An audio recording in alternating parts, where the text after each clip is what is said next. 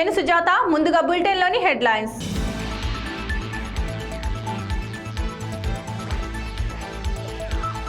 ఎగువ రాష్ట్రంలో ఎడతెరిపి లేకుండా వర్షాలు. ఉమ్మడి పాలమూరు జిల్లాలో కృష్ణమ్మ పర్వళ్లు.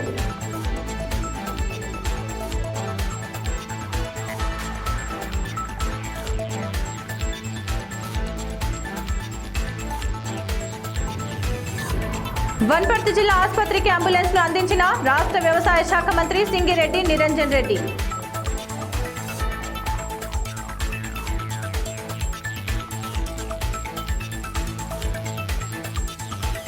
స్వార్థ రాజకీయాల కోసం మంత్రిని కించపరిస్తే సహించేది లేదు. ముదిరాజ్ సంఘం నాయకులు.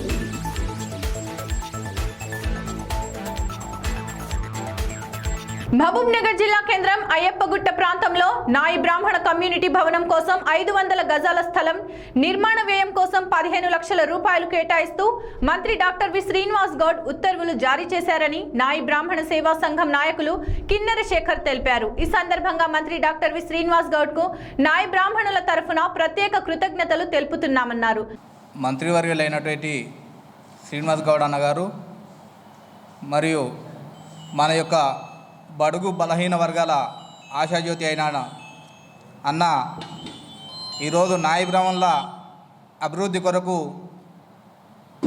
మరి జిల్లాలో తన వంతు సహకారం ఎప్పుడు అందిస్తూ ఈరోజు మనకు అయ్యప్ప కొండపైన ఒక 500 గజాల స్థలంతో పాటు దానికి మినీ ఫంక్షనల్గా షెడ్డు నిర్మించుకోవడానికి కూడా ఒక 15 లక్షలు అమౌంట్ కూడా శాంక్షన్ చేసినాడు. మరి ఈరోజు అదేవిధంగా మనము ఏ సమస్య ఉన్నా అన్న దగ్గరికి వెళ్తే తన వంతు సహకారం ఎప్పుడు అందిస్తూ జిల్లాలో ఒక అండగా మీకు నేను ఉండాను అంటూ ఎప్పుడు భరోసా కల్పిస్తున్న అన్నగారికి ఈరోజు ఈ సందర్భంగా ధన్యవాదాలు తెలియజేస్తున్నాం. మరి ఈరోజు ఈ యొక్క నాయ బ్రాహ్మణ సమస్యలపైన మొదట అసెంబ్లీలో మాట్లాడిన వ్యక్తి కూడా మన మంత్రివర్యులు. ఈరోజు ఆయన కూడా ఎందుకంటే పలు సమస్యల మీద ఎన్నో రకాల అవగాహన ఉన్నప్పటికీ మరి ఆయన వంతు ఎప్పుడు కూడా మేలు చేయడానికి ప్రతి ఒక్కరిని ఈరోజు కోయిల్కొండ మండలంలో ఉన్న రాంపూర్ గ్రామ పంచాయతీ సమీపంలోని వర్షాల తాకిడికి నేల కొరిగి పాడైన వరి పంటను రైతులతో కలిసి సర్పంచ్ రాములు పరిశీలించారు.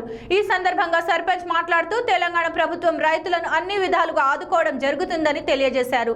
నష్టం వాటిల్లిన వరి పంటను గురించి అధికారులకు తెలియజేసి నష్టపరిహారం అందేలా కృషి చేస్తామని రైతులకు హామీ ఇచ్చారు. మండల వ్యవసాయ అధికారులు రాంపూర్లో నష్టం వాటిల్లిన వరి పంటను వివరాలను సేకరించాలని ఆయన కోరారు. అదేవిధంగా రాంపూర్ గ్రామానికి చెందిన రైతు కృష్ణయ్య బయటి నుంచి అప్పు తెచ్చి వరి పంటకు పెట్టుబడి పెట్టడం జరిగిందని, మా బతుకులు రోడ్డున పడ్డాయని తెలియజేశారు. ప్రభుత్వం వెంటనే నష్టపరిహారం అందించి ఆదుకోవాలని ఆయన కోరారు. రాంపూర్ గ్రామ పంచాయతీ సర్పంచ్ మద్దరంలో అనే నేను మా యొక్క గ్రామంలో అకాల వర్షం వల్ల వరి చేన్లు నేలమట్టమైనందువలన, ఎందుకంటే మేము అకాల వర్షం వలన మొత్తం దగ్గర సుమారు 30-40 ఎకరాలు ఈ ఏరియాలో నేలమట్టమైనాయి. అందు గురించి మేము మా రైతులు నా వద్దకు వచ్చి వాళ్ళు మొనపెట్టుకుంటే అది ఏందని చూడగా సాక్షాత్తు ఇప్పుడు ప్రస్తుతం చేనులోనే ఉన్నాము. ఈ నష్టపరిహారాన్ని మా ప్రభుత్వం మా అధికారులకు చెప్పి నా వంతు బాధ్యతగా మా అధికారులకు చెప్పి ఈ యొక్క నష్టపరిహారాన్ని అందిస్తామని తెలుపుతున్నాను. ఇంచుమించు ఒక 50,000 దాకా పెట్టుబడి జరిగింది. ఈ పెట్టుబడి పెట్టినాక అకాల వర్షాలు వచ్చి మామూలుగా అత్తలకుత్తలం చేసి మొత్తం వర్షాన్ని ఈ విధంగా మొత్తం నేలపాలైంది. మొత్తం మొలకొచ్చి మొత్తం పోతుంది. అందుకే దీని గురించి ప్రభుత్వం కానీ అది పై అధికారులు కానీ స్పందించి మా యొక్క ఆపదలను మీరు తీరుస్తారని మేము మీ దగ్గర మేము మొరపెట్టుకుంటున్నాము. అందుకే గవర్నమెంట్ తొందరగా స్పందించి మాకు ఏదన్నా ఒక దారి చూపగలరని, లేకపోతే ఆత్మహత్య చేశారని మాకు అందుకొరకే మా మనస్ఫూర్తిగా మమ్మల్ని కాపాడడానికి గవర్నమెంట్ నుంచే ఇప్పుడు మాకు అవుతుంది, లేకపోతే కాదు. మా బతుకుదేరులన్నీ నాశనమైనాయి మొత్తం అని కోరుకుంటున్నాను. నష్టపరిహారం తప్పకుండా ఇస్తారని చెప్పి ఆశిస్తూ ఈరోజు మిమ్మల్ని నేను ఈ టీవీ ద్వారా దగ్గర ఆర్కే టీవీ ద్వారా దగ్గర గత కొన్ని రోజులుగా కురుస్తున్న వర్షాలకు ఉమ్మడి జిల్లా వ్యాప్తంగా చాలా మంది రైతులు నష్టపోయారని టీపీసీసీ కార్యదర్శి ఎన్పి వెంకటేష్ అన్నారు. మహబూబ్ నగర్ జిల్లా హన్వాడ మండలంలో అకాల వర్షాలకు నీట మునిగిన పంటలను ఆయన పరిశీలించారు. ఈ సందర్భంగా ఆయన మాట్లాడుతూ అకాల వర్షాలకు పంటలు దెబ్బతిన్నా ప్రతి రైతుకు నష్టపరిహారం చెల్లించాలని ఆయన డిమాండ్ చేశారు. తెలంగాణ ప్రభుత్వం స్పందించకపోతే కాంగ్రెస్ పార్టీ ఆధ్వర్యంలో పెద్ద ఎత్తున ఉద్యమాలు చేస్తామని హెచ్చరించారు. ఎన్ని ఎకరాలు? 5 ఎకరాలు.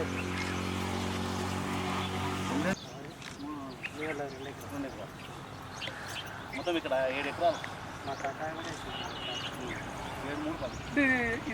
అయిపోయింది గట్టిగా మొలికెళ్ళింది అనగా ఇట్లా మొలికొస్తుంది. మొలికెళ్ళింది కదా.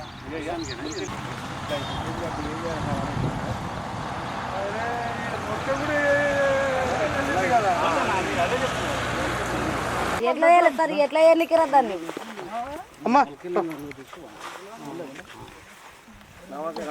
వాళ్ళు పంట నాశనం చేసిపోయారంటే మళ్ళీ ఇల్లు నాశనం చేసిరానా కదా.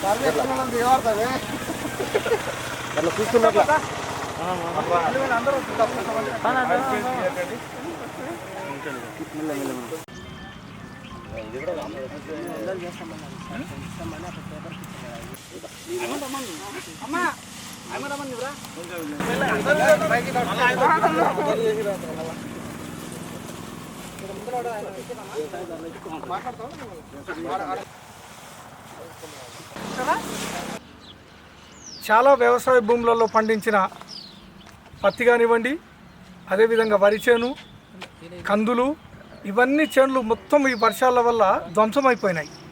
వరి చేను అయితే ప్రతి దగ్గర చేనులలో మొత్తము పండుకున్నది, మొలకలు వెళ్ళినాయి. చూడండి ఇక్కడ మొలకలు వెళ్ళినాయి. పత్తి కూడా మొలకలు వెళ్ళినాయి, ప్లస్ నల్లగా అయిపోయినాయి. అదేవిధంగా ఇక్కడ పసుపు రోగం అనేది ఒక రోగం వచ్చింది వరికి, కాటిక రోగం. అంటే ఇటువంటి పరిస్థితుల పట్ల ప్రభుత్వము రైతులను ఆదుకోవాలి. విపత్తు వచ్చినప్పుడు ప్రభుత్వం కరెక్ట్గా సర్వే చేసి వ్యవసాయదారుల దగ్గరికి వెళ్ళి మండల వ్యవసాయ అధికారులను వాళ్ళని అడిగి ఎంత నష్టం వచ్చింది, ఎన్ని ఎకరాలలో పంటలు వేసినారు, ఎంత వాళ్ళకు నష్టం వచ్చింది అనే దానిపైన ఒక అంచనా వేసి ప్రభుత్వానికి సమర్పించి అతి తొందర లోపట ఎవరైతే ఇబ్బందులకు గురైన రైతులకు నష్టపరిహారం చెల్లించాలని చెప్పేసి కాంగ్రెస్ పార్టీ డిమాండ్ చేస్తూ ఉంది. ఈరోజు మేము మునిమోక్షము, తర్వాత గుండ్యాలు, కిష్టంపల్లి, తర్వాత ఇక్కడ హన్వాడ లోపట అన్నీ చూసినాం. మేము కాంగ్రెస్ స్థాయి లోపల మేము నాయకులం వచ్చి పరిశీలించినాం. అయితే మన తెలంగాణ ప్రభుత్వము రైతు ప్రభుత్వం అని చెప్తా ఉంది, కానీ ఫసల్ బీమా కింద ప్రీమియం అనేది కేంద్ర ప్రభుత్వానికి రాష్ట్ర ప్రభుత్వం 512 కోట్లు చెల్లించాలి. అది మన రాష్ట్ర ప్రభుత్వం చెల్లించలేదు. అంటే విపత్తు వచ్చినప్పుడు ఫసల్ బీమా పథకం కింద ఎవరైతే రైతులు నష్టపోతారో వాళ్ళకు అమౌంట్ ఇస్తారు, వాళ్ళకి నష్టపరిహారం కింద పైసలు చెల్లిస్తారు. ప్రీమియం కట్టలేదు మనం, గత 6 ఏళ్ల నుంచి కూడా ప్రీమియం కట్టడం లేదు. ఇంకా ప్రజలకు ఎక్కడి నుంచి వస్తాయి? రైతులకు విపత్తు లోపల నష్టపోయిన రైతులకు పైసలు ఎక్కడి నుంచి వస్తాయి? కాబట్టి ఇప్పుడన్నా మేల్కోనండి అని చెప్పేసి నేను టీఆర్ఎస్ ప్రభుత్వాన్ని అడుగుతూ ఉన్నాను. మహబూబ్ నగర్ నియోజకవర్గంలో, మహబూబ్ నగర్ మండలంలో కానివ్వండి, మహబూబ్ నగర్ పట్టణ పరిసరాల్లో కానివ్వండి, హన్వాడలో కానివ్వండి, అదేవిధంగా మహబూబ్ నగర్ జిల్లా లోపల కూడా చాలామంది రైతులు నష్టపోయినారు. ఈ విపత్తు వల్ల వాళ్ళు అప్పులు తీసుకొచ్చినారు. 10,000, 20,000, 30,000 తీసుకొని వచ్చి 1 ఎకరా 2 ఎకరాలు వేసుకున్నారు. వాళ్ళు మొత్తం నీటిలలో మునిగిపోయినాయి.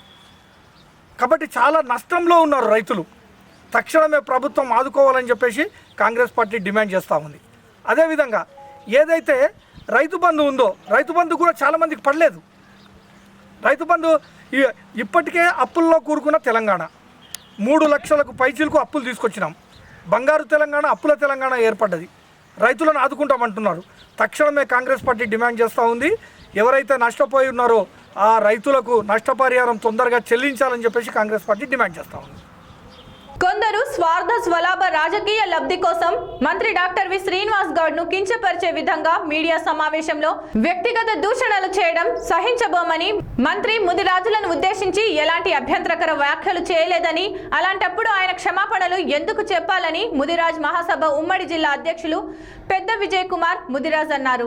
గత కొన్ని రోజులుగా సామాజిక మాధ్యమాల్లో మంత్రి డాక్టర్ వి శ్రీనివాస్ గౌడ్ ను ఉద్దేశించి ముదిరాజ్ మహాసభ నాయకులమంటూ కొంతమంది మంత్రి డాక్టర్ వి శ్రీనివాస్ గౌడ్ ప్రతిష్ట దిగజార్చేలా వ్యవహరిస్తున్నారని, మంత్రిపై వ్యక్తిగత దూషణలు చేస్తూ ఆధారాలు లేని ఆరోపణలు చేస్తూ శాంతి భద్రతలకు విఘాతం కలిగిస్తున్నారని, అలాంటి వారిపై తగిన చర్యలు తీసుకోవాలని municipal vice chairman Ganesh Mudiraj మహాసభ జిల్లా అధ్యక్షులు పెద్ద విజయ్ కుమార్ ముదిరాజ్ 2వ పట్టణ పోలీస్ స్టేషన్లో ఫిర్యాదు చేశారు.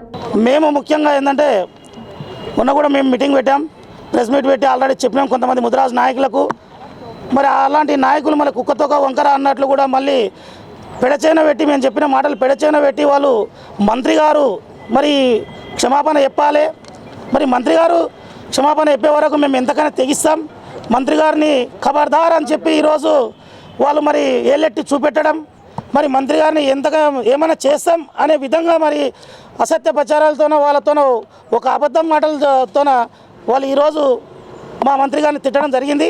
అందుకే మా మనోవేదన మాకు బాధ అయిపోయి ఈరోజు మేమందరం కూడా మళ్ళీ ప్రెస్ మీట్ పెట్టి ఖచ్చితంగా ఖండించాలని చెప్పి ఈరోజు మరి ప్రెస్ మీట్ పెట్టడం జరుగుతుంది. దయచేసి మరి మా మంత్రి గారు క్షమాపణ చెప్పవలసిన అవసరం లేదు. ఎందుకంటే మా నాయకుడు బీసీ, ఎస్సీ, ఎస్టీ, మైనార్టీ వర్గాలకు అందరినీ కూడా అతీతంగా ఈరోజు అందరిని దగ్గర ఉంచుకొని మరి ఈరోజు అందరికీ కూడా కావాల్సిన విధంగా ఈరోజు డెవలప్మెంట్ చేస్తుంటే మరి అది ఓర్వలేకుండా ఉండడము, మరి అదేవిధంగా మరి మీ ఎంక మరి ముదిరాజ్ నాయకులను చెప్పుకుంటున్న నాయకులు మేము ఎమ్మెల్యేగా నిలబడతామని చెప్పి కొంతమంది నాయకులు ఏదో కలలు కంటున్నారు. అలాంటి నాయకులు వాళ్ళు చెప్పిన మాటలు మీరు వినడము, మరి గతంలో ముదిరాజులమని చెప్పి సీటు తెచ్చుకొని మరి ఇక్కడ గెలిచి 3 సార్లు మంత్రిగా ఉండి మరి 5 సార్లు గెలిచి మరి అలాంటి వ్యక్తి మరి ఈరోజు వాళ్ళ మాటలు విని ఈరోజు మీరు ఏదో ప్రెస్ మీట్ పెట్టి ఫేస్బుక్లో పెట్టి వాట్సాప్లో పెట్టి ఒక ఉన్నత స్థాయిలో ఉన్న ఒక లెజెండ్ లాంటి ఒక మంత్రి గారిని ఈరోజు మీరు అపస్యపాలు చేయడం అన్నది ఇది చాలా విడ్డూరం. ఎందుకంటే ఈరోజు మహబూబ్ నగర్ గతం నుంచి పులివెరణ కానించి ఇప్పటిసే మన బీజేపీ ఎమ్మెల్యే వరకు మొన్నటి ఎమ్మెల్యే వరకు కూడా మేము చూసుకుంటే మరి డెవలప్మెంట్ ఎంత అయింది మహబూబ్ నగర్ అనేది ఈరోజు కళ్ళకు కట్టినట్లు కనబడుతుంది. మనం డబుల్ బెడ్రూమ్ కానీ, సీసీ రోడ్లు కానీ, మన మినీ ట్యాంక్ బండ్ కానీ, మన్నెంకొండ వాటర్ గ్రిడ్ కానీ, మరి ఇక్కడ పార్కు కానీ, మరి మయూర్ పార్క్ కానీ, మరి ఇప్పుడు ఐటీ కారిడార్ కానీ, మెడికల్ కాలేజ్ కానీ, ఈరోజు మన్నెంకొండ డెవలప్మెంట్ కానీ, మరి ఇక్కడ కల్వరికొండ క్రిస్టియన్ల కల్వరికొండ కానీ ఇలాంటి ఎన్నో కూడా సంక్షేమ పథకాలు మరి అన్న ఈరోజు డెవలప్మెంట్ చేస్తుంటే అవి ఓర్వలేక ఆయన మీద దుష్ప్రచారం చేయడం ఎంతవరకు correct? TRS party working president పట్టణాభివృద్ధి ఐటీ పరిశ్రమల శాఖ మంత్రి కేటీఆర్ జన్మదినం సందర్భంగా గిఫ్ట్ ఏ స్మైల్ పిలుపులో భాగంగా ఆక్సిజన్, వెంటిలేటర్లతో సకల సదుపాయాలతో తయారు చేయించిన అంబులెన్స్ ను శుక్రవారం నాడు వనపర్తి జిల్లా ఆసుపత్రికి రాష్ట్ర వ్యవసాయ శాఖ మంత్రి సింగిరెడ్డి నిరంజన్ రెడ్డి అందజేశారు. మంత్రి మాట్లాడుతూ అత్యవసర సేవల కోసం అందుబాటులో అంబులెన్స్ తెచ్చాం, ప్రజలకు మెరుగైన వైద్య సేవలే ప్రభుత్వ లక్ష్యం, తెలంగాణ రాష్ట్రంలో నాణ్యతతో కూడిన వైద్య సేవలు ఉన్నాయని తెలియజేశారు.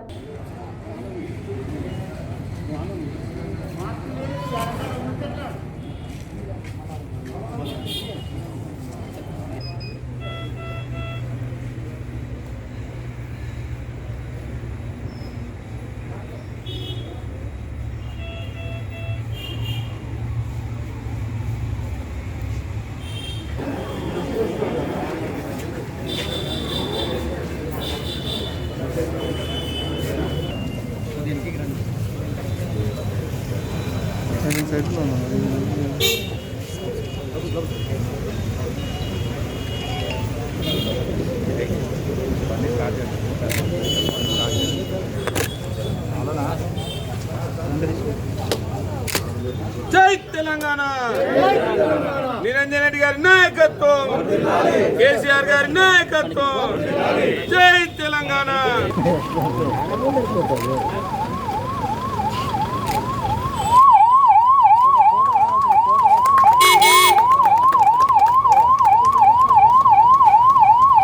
ఎగువ రాష్ట్రాల్లో ఎడతెరిపి లేని వర్షాలు కురవడం, ప్రాజెక్టు గుండా దిగువకు భారీగా వరద వస్తుండటంతో ఉమ్మడి పాలమూరులో కృష్ణమ్మ పర్వళ్లు తొక్కుతోంది. గంటకు వరద ఉధృతి పెరుగుతుండటంతో అధికార యంత్రాంగం కూడా అప్రమత్తమైంది. హై అలర్ట్ ప్రకటించి కృష్ణా నది తీర ప్రాంతాల్లోని ఆయా గ్రామాల్లో ప్రజలు నది వైపు వెళ్లకుండా ఏర్పాట్లు చేశారు. అధిక ప్రవాహం వస్తుండటంతో నది తీర గ్రామాల్లో కూడా ప్రజలను ఇళ్లు ఖాళీ చేయించి సురక్షిత ప్రాంతాలకు తరలిస్తున్నారు.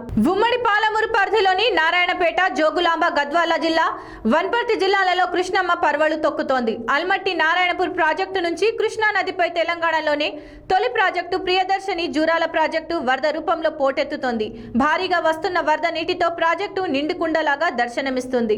ప్రాజెక్టు నీటి నిల్వ సామర్థ్యం 9.66 టీఎంసీలు ఉండగా ప్రాజెక్టు మొత్తం నిండిపోయింది.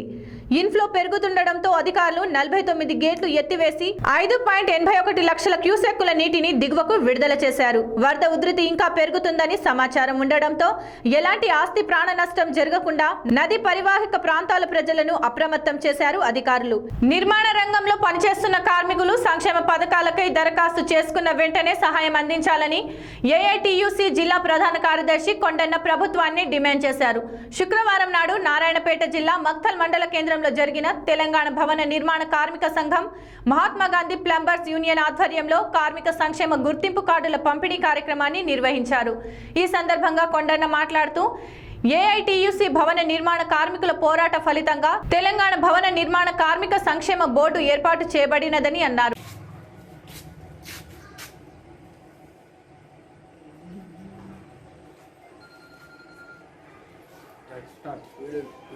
ఈరోజు ఆధ్వర్యంలో plumbers union, Mahatma Gandhi plumbers union నాయకులైనటువంటి, అధ్యక్షులైనటువంటి మన అంజర్ గారు, ఉపాధ్యక్షులు మల్లేష్ గారు, రాము గారు, నవీన్ గారు, అందరికీ అజీబు, షమీం, అందరికీ పేరు పేరున ధన్యవాదాలు. మన గౌరవ సలహాదారులు పాయపన్న గారు ఈరోజు భవన నిర్మాణ కార్మికులకు సంబంధించిన కార్డులని పంపిణీ చేయడం కూడా జరుగుతూ ఉన్నది.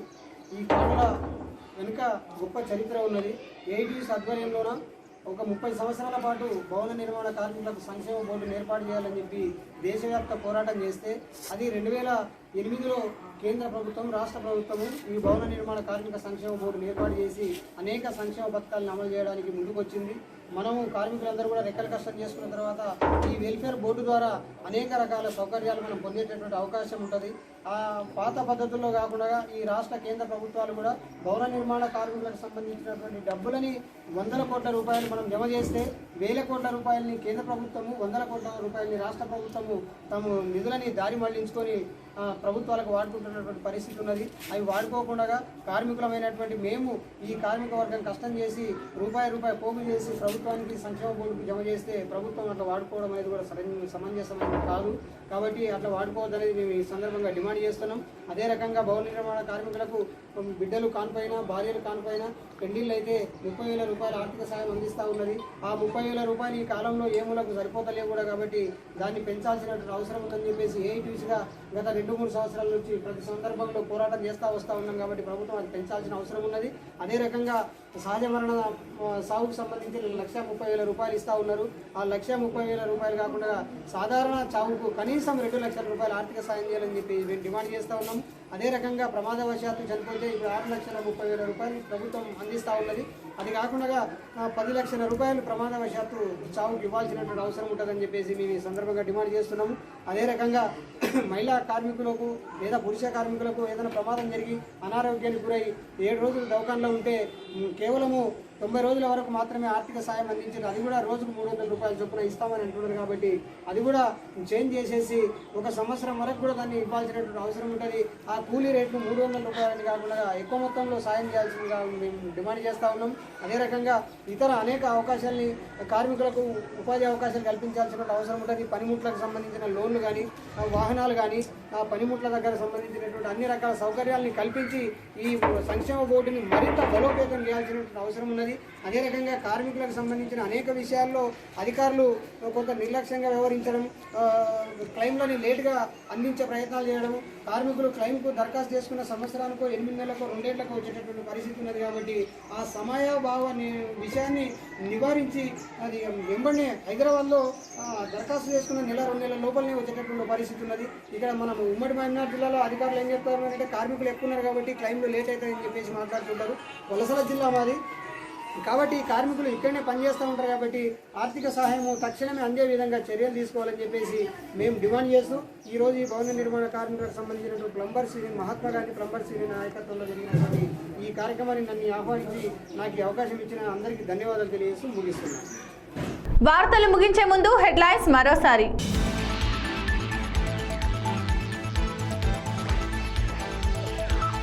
ఎగువ రాష్ట్రంలో ఎడతెరిపి లేకుండా వర్షాలు, ఉమ్మడి పాలమూరు జిల్లాలో కృష్ణమ్మ పర్వళ్లు.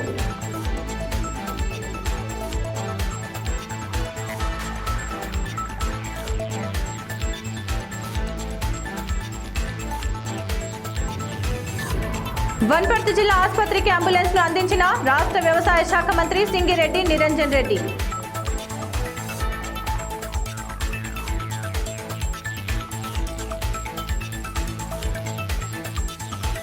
స్వార్థ రాజకీయాల కోసం మంత్రిని కించపరిస్తే సహించేది లేదు, ముదిరాజ్ సంఘం నాయకులు.